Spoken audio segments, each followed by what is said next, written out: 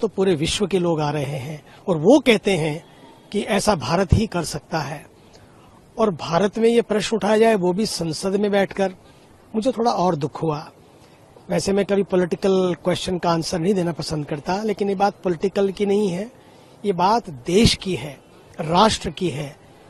और प्रदूषण की बात उठाई गई है कि इस समय सबसे ज्यादा प्रदूषण यदि कहीं है तो वो प्रयागराज में है। मुझे लगता है प्रयागराज इस समय विश्व का सबसे बड़ा जिला बन गया है, सबसे बड़ा शहर बन गया है, और प्रयागराज इस समय सबको जोड़ने वाला एक कनेक्टर बन गया है। इतना बड़ा उत्सव जिसमें विदेशी जाकर फिर वापस आ रहे हैं हमारे पास। मैं तो संगम के बिल्कुल सामने हूँ, तट पे हूँ बिल्कुल एकदम। परमार्थ निकेतन ऋषिकेश भी वहां पर है तट पर, और यहाँ भी तट पर है। मैं आपसे बताना चाहता हूँ, मैं तो रोज देख रहा हूँ मेरे सामने से सारे वीआईपी जा रहे हैं। कितने गए होंगे? 100 भी नहीं, लेकिन उनमें बाकी कितने हैं? करोड़ों करोड़ों करोड़ों। 32 करोड़ से ज्यादा का आंकड़ा पार कर चुका है, या 33 करोड़ से भी ज्यादा का आंकड़ा पार कर चुका है। अब सोचे तो सही, 33 करोड़ में 3300 भी वीआईपी नहीं आए हैं, जिसको आप सोचे कि जिनके पीछे गाड़ियां लगी हुई हैं। और जब वे आते हैं, उतरते हैं, जाते हैं, स्नान करते हैं, लौट के आ जाते हैं। हाँ, सुरक्षा जरूरी है कुछ लोग जब आते हैं, लेकिन इसका अर्थ ये नहीं कि सारी पुलिस उनके पीछे है, सारे लोग उनके पीछे हैं। सच मानिए तो गरीब और अमीर का यदि कोई देखना हो, हम लोगों ने तो अपनी कथाएं भी बंद कर दी हैं ताकि लोगों को आश्रय मिले, क्योंकि सबसे बड़ा टेंट अपना वहां लगा है संगम के तट पर। सबको आश्रय मिले, कथा बंद कर दी ताकि वहां पर लोग सो सकें, खा सकें। जब खा भी रहे हैं ना, अभी अभी आप देखेंगे शॉर्ट्स, तो गरीब भी, अमीर भी, छोटे भी, बड़े भी, कोई छोटा बड़ा है ही नहीं। ये हमारे मन में है, सब लोग वहीं एक बार खा रहे हैं। तो ना ही संगम का जल प्रदूषित हुआ है, रोज टेस्टिंग की जा रही है। और जहां तक बात लाशों की है, मैं आपको सच में कहूं, कम से कम इस समय में हम लोगों को इन बातों से बचना चाहिए।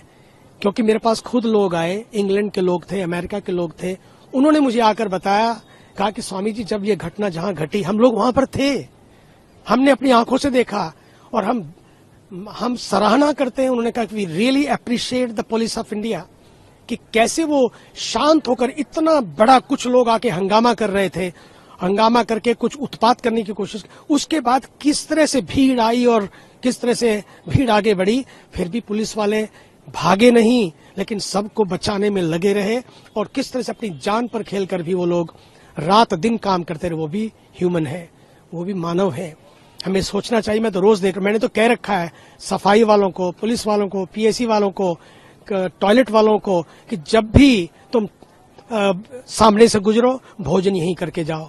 सच मानेंगे आप, हमारा अभी तक कोई पहला संतों का भंडारा ही नहीं किया अभी तक। जितने भंडारे हुए हैं सब सफाई वालों के लिए, टेंट, जो टॉयलेट वालों के लिए, जो क्या ना बाहर काम कर रहे हैं, या निषाद राज हैं, या अगल बगल में जितने भी लोग काम कर रहे हैं वही आके खा रहे हैं।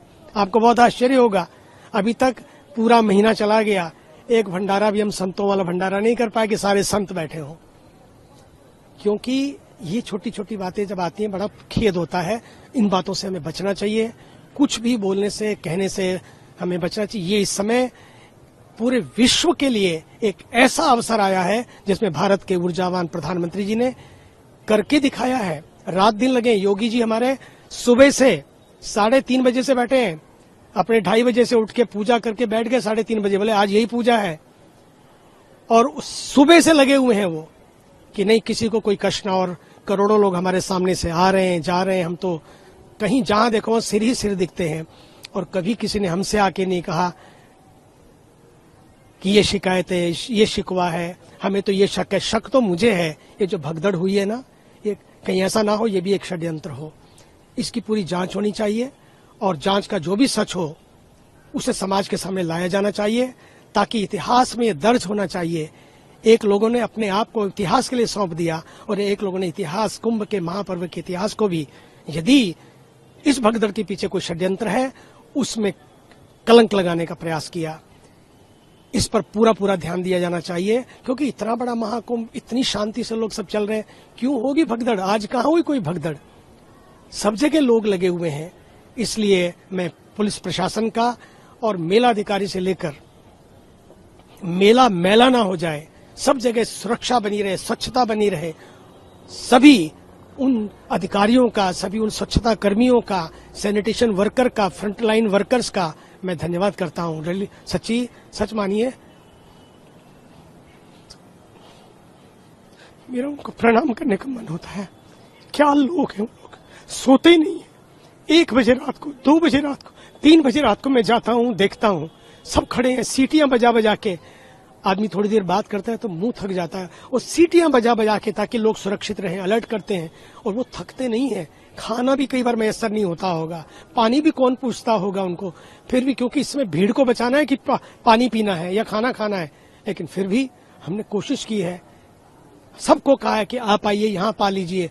लेकिन मैं आह्वान करता हूँ आप इस माध्यम से भी, मीडिया के माध्यम से, जब भी लगे आइए, परमार्थ खुला है, कथाएं होती रहेंगी, होती रही हैं, यज्ञ हुए हैं, होते रहेंगे, लेकिन आप लोग लोगों के लिए जीवन दे रहे हैं। आप लोग आइए, आपके लिए परमार्थ खुला है। धन्यवाद।